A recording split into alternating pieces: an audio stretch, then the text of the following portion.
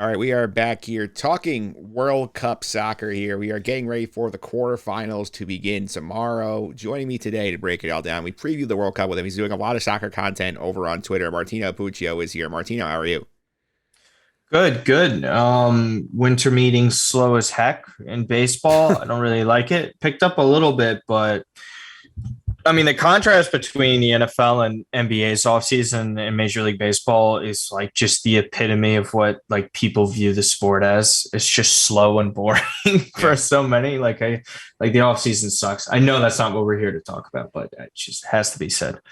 Hard to disagree in the winter meetings, though. I mean, considering at the meetings, you got Justin Verlander, Xander Bogaerts, Aaron Judge back with the Yankees on huge contract, Turner. Like, there was a lot of stuff happening. Yeah, it's just four players. I mean, Xander last night, but come on, like they go in spurts in the NBA. Like everything happens at once. The NFL is like everything happens at once. We need more collusion. We need more of that. Like we forget Edwin Diaz was like on the first second, and then that was like the only really thing, or the only real thing that went down fast. That was like okay, that's great. But like the rest is like dragging out like these contracts for these players to get 2 to 3 years just to redo it all over again. You know what I mean? It's just so silly to me. So it sounds like you want more tampering the NBA has. Absolutely. I mean, come on. If it like, what are we doing here? Like, remember when Bryce Harper signed in like right by spring training, and we're like, are you kidding me? Like, Conforto didn't even sign last year. I know he got hurt, but like, oh my God, like, then you start to forget about these stars, and then that like kind of leaks into the season. Then you're like, so, I don't know. They suck at that. They gotta fix that period. Yeah, I think they do here. Let's get to the World Cup, though, which is why you're here. And I got to say, I've been Mhm. locked in this tournament. I've had a lot of fun with it. I feel like the group stage, I feel like as a whole, was so much more wild than it's been in like more recent years. I think there were a lot of big upsets, a lot of like big teams losing. We saw also surprising teams get out of groups and teams get left out. Mm. Yeah, I mean, on the third match day, the final match day, we had 30 out of 32 teams have the possibility of advancing to the next round. That's exactly what you want. You want that type of chaos. Qatar and Canada, unfortunately, didn't get to have that. But I mean, it was just great. The Japan, Germany, Spain group of death pretty much proved to be so.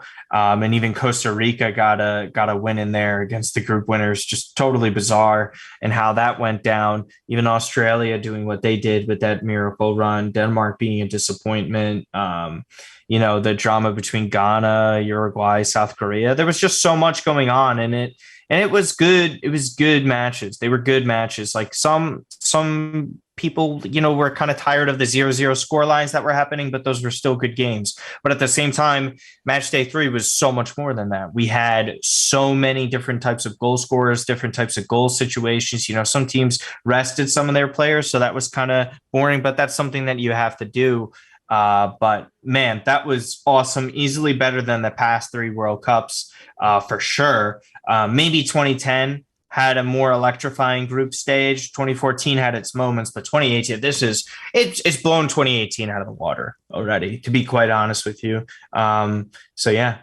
Yeah, absolutely. Here, I do think it was also interesting. I think in terms of like the biggest losers group, I mean, like I still find it bizarre that Belgium was number 2 in the FIFA rankings in October did not even get out of their group. Exactly why I told you FIFA rankings don't matter. Yeah, And why I also said they're like Gonzaga. yeah. The rankings don't mean a thing. It gets proven in every single tournament. They're the most hyped team to never do anything ever. Um, it's like honestly, if like the Fab Five only made the Sweet 16, Yeah. or like the Elite Eight, like at least the Fab Five was in title games at the very least. Belgium never saw a title game. Nations League, whether it's or even if they were in the Nations League final, they lost it. They didn't make a World Cup final. They didn't make a Euro final. They're really pathetic and disappointing. Like, think about it. Italy, in their time, missing 2 World Cups, still won a Euro in between that. Belgium's never won that in their history, and this was supposed to be their golden generation. I think it speaks volumes to where they're at. They were beefing within the locker room. That's why I didn't like them. Granted, I did have Canada coming out of the group instead of Morocco, but just truly pathetic. Honestly, just a truly pathetic showing from them. And In Hazard has retired from international play now, and I mean, maybe they retool. They have some young talent on the team, but they really need to fix a lot. Yeah, I would say the group stage as a whole, I felt like went really well for Africa and Asia, especially getting a lot of their Yeah. teams through. And like CONCACAF, aside from US, was a flop, and CONMEBOL didn't do much either. I didn't even expect that much from CONCACAF. I thought, we could maybe see two teams. I thought we were the favorite out of the group, out of all of us. Mexico was always just that type of experience, but I never liked them. They were a bad team. They proved to be a bad team. That's the first time they didn't make it out of the group in decades. CONMEBOL, I mean, listen, Ecuador put up a hell of a fight just to almost get out. That was unfortunate for them, but Argentina and Brazil really just lead that, conference. There's not much else left to say about it. I think everyone that's kind of tuned into Copa America has seen some of these other teams. Uruguay, disappointing, probably the biggest disappointment out of that conference for sure. Just the goal scoring was lacking. They did too little too late in the final round. But credit to Morocco here. Morocco's the story of the tournament. They're your St. Peter's. They always had a good team. That's why I did think their group was the group of death, like low key, one of them. That was a very good group. I didn't expect this. I would be lying to you if I expected this. But they have players on that team. That's not shocking. Ziyech Amrabat, who plays in Italy for Fiorentina.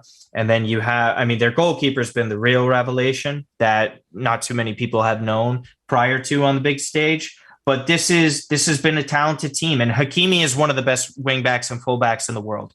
Like that, there's no denying that. There's reasons he gets sold for 80 million euros. Like he's one of the best fullbacks in the world. He's incredibly young.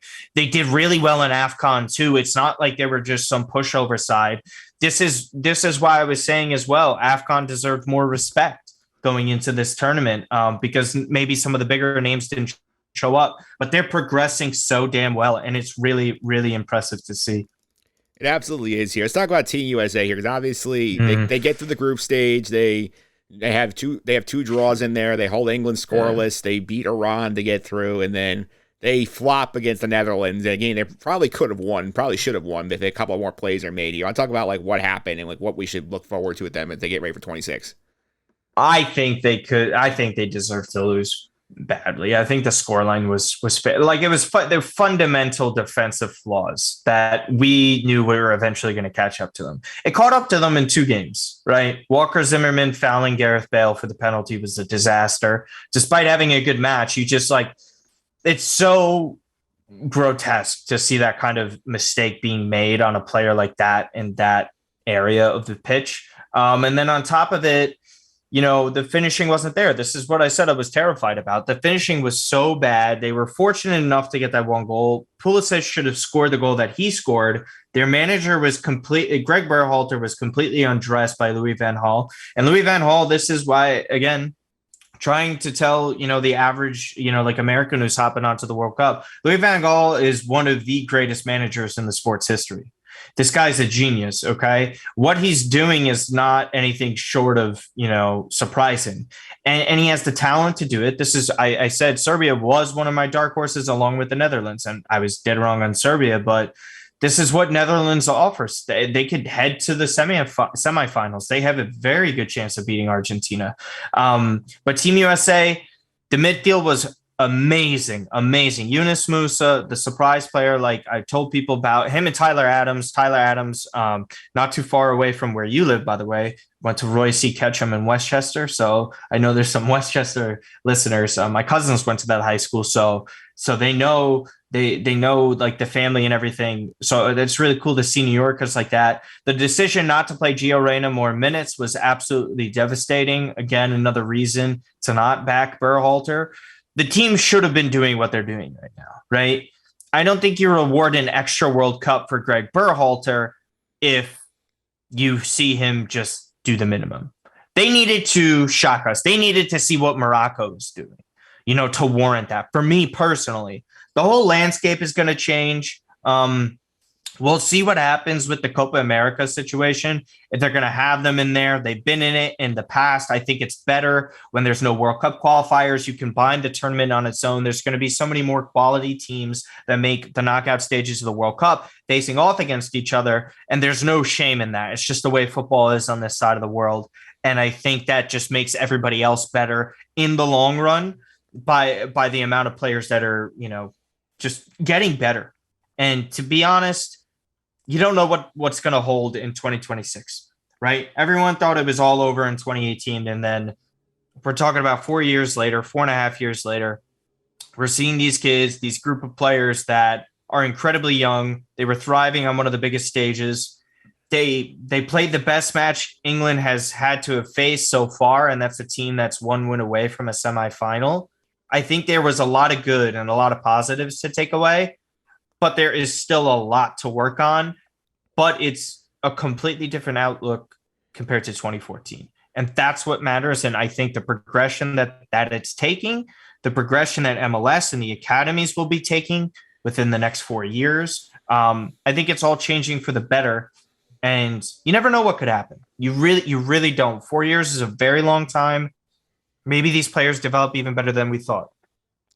Yeah, I think there's two things obviously here. Obviously, you mentioned one, the lack of finishing, lack of number 9. That one, not really much you can do about it. Part of hoping the guys you got either develop or like there's like a 14-year-old on an academy right now we don't know about who ends up being a star by the time 26 roll around. And the Greg Berhalter thing, though, I mean, I've already seen they're already talking about giving an extension, which I'm not a big fan of because especially, I mean, Louis van Gaal after the Netherlands games, he said, yeah, like they weren't doing nothing that we weren't expecting and they didn't make many adjustments here. Like if I'm listening to that, like I should be like screaming in the U.S. like Federation, like we need to make a change, get somebody more like tactically inclined in here. But they're gonna lean A, nepotism, and B, sort of like, well, he's building the program, so therefore we should not risk messing with it. Don't think they should mess with it. Well, it doesn't guarantee for you. Well, there are a couple of things, right? Like, so the important part to know, and not that you were saying this, but just he could be fired before that. Immediate sacking after this World Cup, he's not going to. The justification is there that he did his job, so they can't fire him off of that. If they didn't make it out of the groups and they failed to score goals, then he was gone, right? They still played good. I think he's been a pretty good coach, but I think his limitations were always there, and that's why people didn't want a manager with limitations. You want someone better. That's why, a hiring of Jurgen Klinsmann at the time was important. And I think Jurgen is still one of the most important guys to ever come through U.S. football. Like there's no denying that.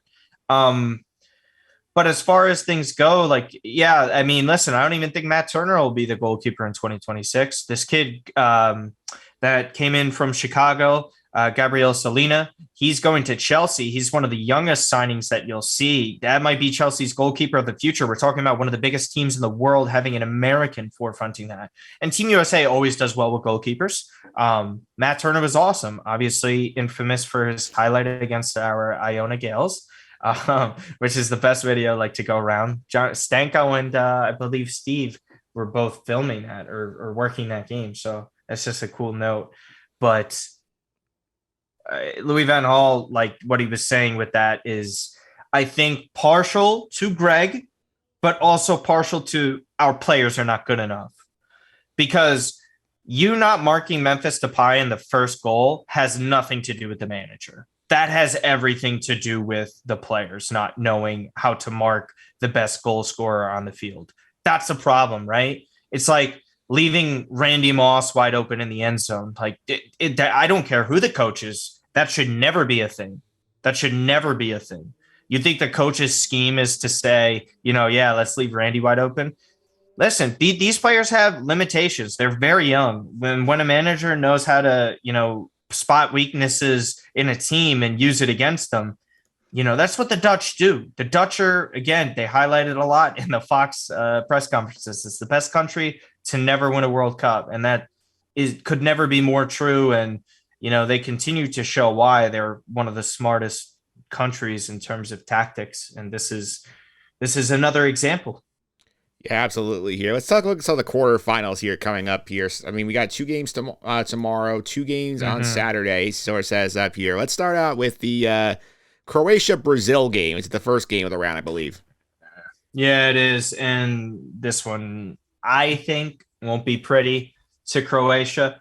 I think they'll play decent, but this is a matter of quality, and the difference there is astounding. There's been proper rest for Brazilian players. They didn't play 120 minutes. Make no mistake, Croatia deserves all the respect in the world. I do think they are going to make this tough, but Brazil should win this pretty easily. It should be a 2-1, a 2-0, a 3-1 score line where they're in complete control of this game. It would be an incredible upset if Croatia were to win this. I don't anticipate that. I think Croatia went as far as they could. A quarterfinals with their core and how much older they are compared to the past. I think it's been a success. And again, Brazil is the favorite for a reason. They just embarrassed South Korea. And I'm not taking too much stock into South Korea being that good, but they did take care of it as soon as possible. That game was over in 13 minutes. That was not much else left to say about that one. Yeah, that's for sure. The second game on tomorrow here, Netherlands and Argentina here. I know Argentina was your predetermined pick to win the thing. It sounds like you're going back on that. Listen, I stick to my gut. It's because of what happened in 2018 when I said for a couple of years that France would win, and then I switched to Brazil. So this is why I stick to my guns. But yeah, I mean, listen, this is Argentina. If you told me they're out on this round, I wouldn't be shocked. Just by the way they're playing, their defense has been horrendous. That midfield has also been horrendous. A little bit better against Poland, a little bit better against Australia, but those are weaker sides. These are not sides that I'm impressed by these performances. Messi is playing amazing, and that's what matters sometimes in this sport, is that you just need one guy to score the one goal or make the great pass or run in order to open things up for your team. They have the players that can still do the damage. Playing guys like Enzo Fernandez and Julian Alvarez have been massive and integral. This is why I was calling for it on almost every preview show for betting, because it was ruining my bets that they weren't in there because of the score lines. Lautaro Martinez, who I thought would be the top scorer in this tournament, I thought it would be a hot version of him. It's the cold version, and they can't have the streaky version if they want to win the World Cup. Australia almost came back and tied that match. It shouldn't have been the case if Lautaro finishes his chances. That's a problem. If that keeps, like snowballing into something bigger, then there's no chance Argentina beat the Dutch. The midfield advantage and defensive battle easily goes to the Dutch. I think their goalkeeper is playing better. And listen, they can score an attack. Cody Gakpo has been one of the revelations of the tournament in terms of younger players that haven't been boasted about enough, and they still have Memphis Depay, and they have a better manager. That's where the advantages lie. But again, as we know, just because you have all that doesn't mean you win. So we'll see what happens there. We'll see what happens. I think Argentina win. I'm riding on the Messi magic. But again, this is like, for sure, out of all the matches, I think this is like, truthfully, if I were to look at it objectively without the biases I think the Netherlands would be the main underdog to win. All right, out of the quarterfinals. Let's go to Saturday morning here. The Cinderella of the tournament, Morocco, first African side to reach this stage of the tournament since Ghana, I think in 2010, 2006, 2010. I don't know what year it was. 2010, yeah. 2010, they get to the first time there. They beat Spain on penalty. It's probably the game of the round, in my opinion. They're face off against Portugal side that did not start Cristiano Ronaldo there. I'm going to lead to some chaos in the locker room here. What do you think about that game? Well, this is one of the reasons why I was kind of off on Portugal, was because does Fernando Santos make the decisions that put Portugal best positioned to win? And he finally did it, and I'm stunned. Cristiano Ronaldo, there's no disrespect to him. Everyone ages like this. It's harder to accept because he had a good season last year, but there were signs already on the wall. Then he hasn't played much this season. He's not really in that shape. And as you could see with the one offside goal that he scored, he was 5 meters offside. He can't run in behind the defense. He can't create off the dribble like he used to. His finishing has been so subpar. Mix all of those things in for someone who doesn't also press.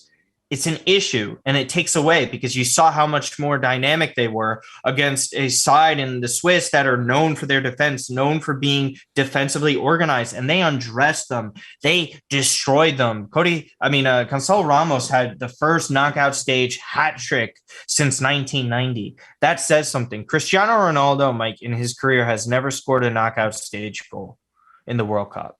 That's astonishing for who people think is the best player of all time, for one of the greatest players of all time. It's astonishing. Gonzalo Ramos got more than that in one match. There's just no way you go back to it. You can't go back to Ronaldo now. You have him off the bench. You have Cristiano Ronaldo off your bench. That's a weapon no one else has. That's still a positive. But what you just did works. You're just clearly better. You drop 6 on a team that you would never think to have 6 goals scored on them, even if they played poorly. You wouldn't expect that. So for me, I do see Portugal winning this. Morocco has everything that they can push, but the depth of Portugal here is just going to prove to be too much. I think this move formation is everything for them. What Portugal has just done can propel them to win their first World Cup.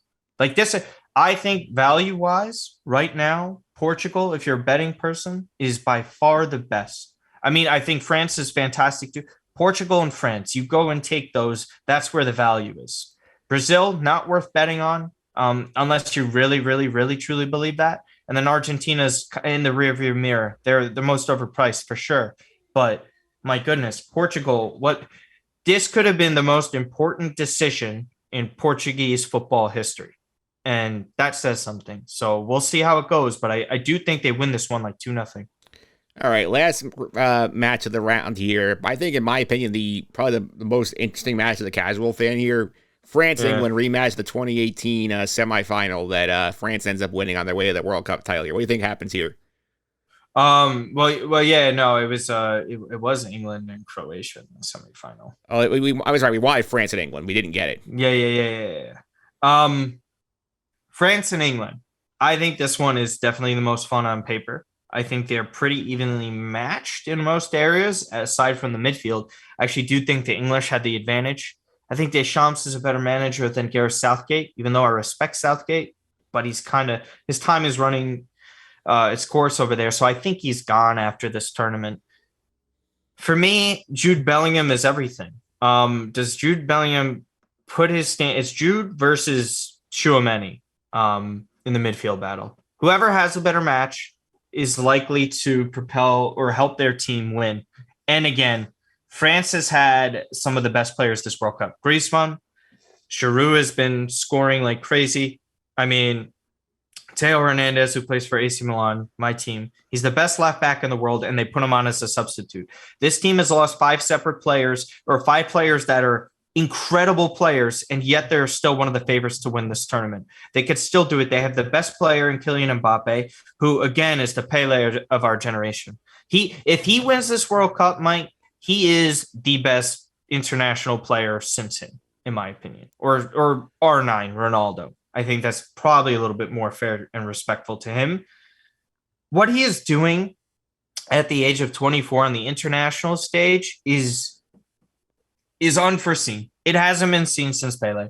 Like, he's that good. He could easily, if you told me to, I know I've said this about a couple teams now, but that's how good some of them are, and some of the players and some of the teams.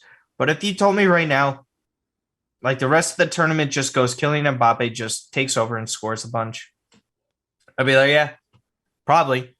I mean, we're talking about a kid who carried them in the knockout stages in 2018 at the age of 19 years. And now he's doing it in his mid to early 20s. He's taking over games. What they did to Poland, the way they were sitting back and playing, the way he's creating, the link-up play with Theo Hernandez, like, I don't think England handles that. I'm sorry, I just don't. I just think it's a clearly better attack. England had some issues dealing with the high intensity of Team USA. So it's not to say that England is like this fully impenetrable team that people are kind of leaning towards, because they had a great knockout stage game against Senegal. That's awesome. It's great. They've been deep into these tournaments before. Do you have the best player? No. Do they have enough to beat them? Absolutely. It comes down to England's mental fortitude, and that's been in question for a while.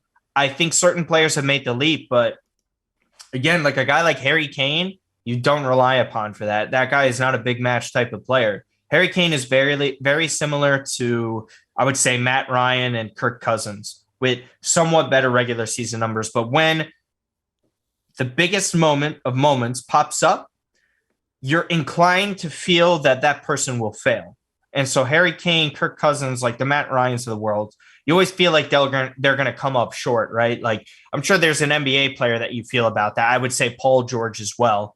But yeah, this is the reality of this situation, is that England just need to put up or shut up, because this right here is the ultimate game for Gareth Southgate. If Gareth Southgate takes down England or France, it's a massive success. They should be getting to the World Cup final.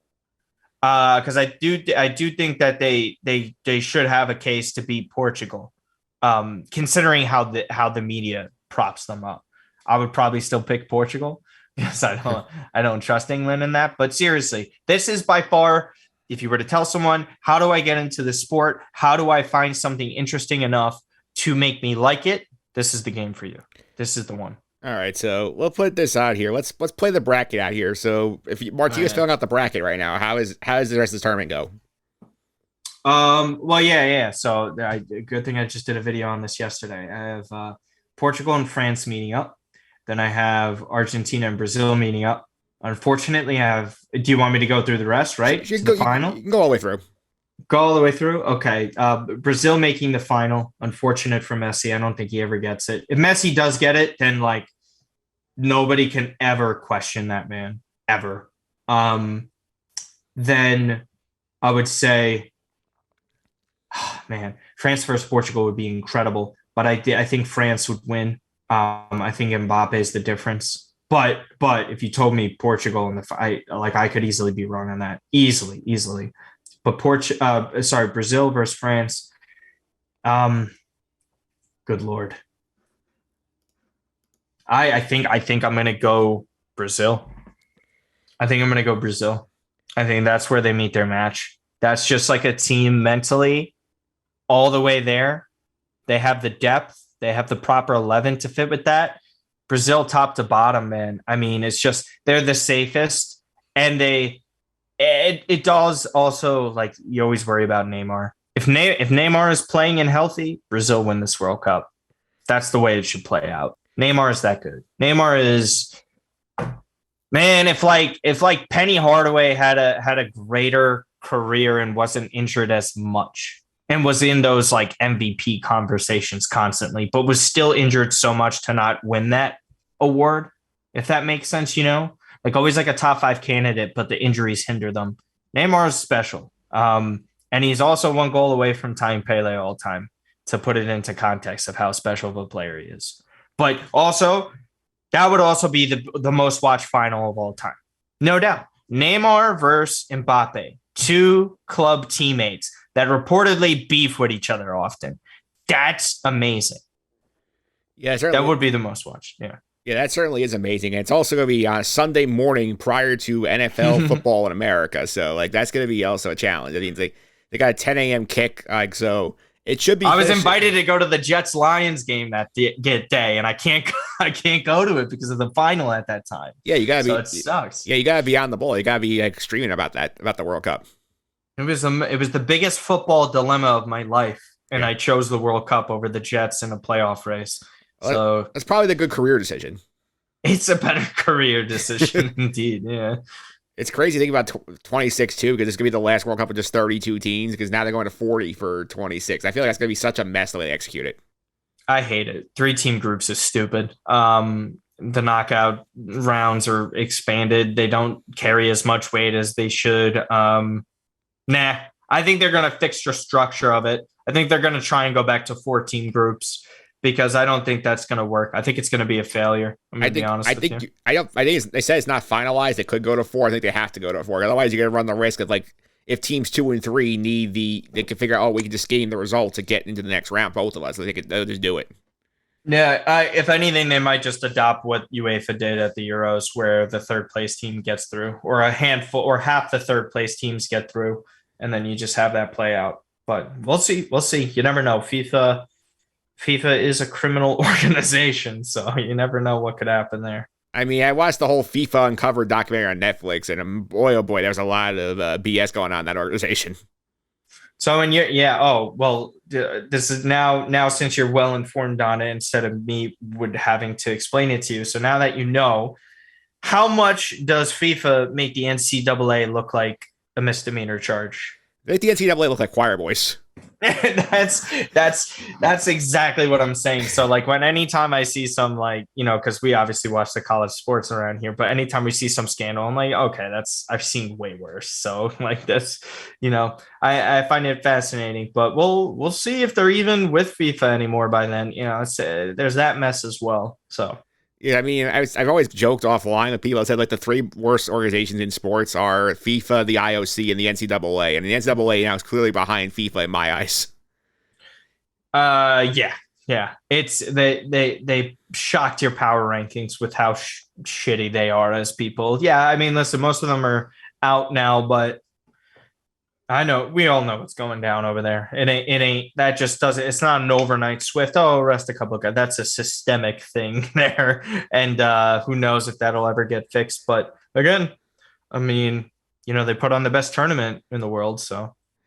Yeah, they certainly do, Martino. Thanks a lot of time. Really appreciate it. Before I let you go, people follow you on Twitter if they want to keep up with some of your soccer coverage for the remainder of the World Cup. Yeah, you just follow me at Martino Puccio. I do recaps of everything on YouTube, TikTok, and Instagram as well. So you just follow that at Martino Puccio as well. A lot of more video informational type of things to get better context on stuff. And you can see a lot of people arguing in the comments. That's always fun when there's arguments in the comments, Martino. Thanks for the time. I appreciate it. No problem, Mike. Thanks.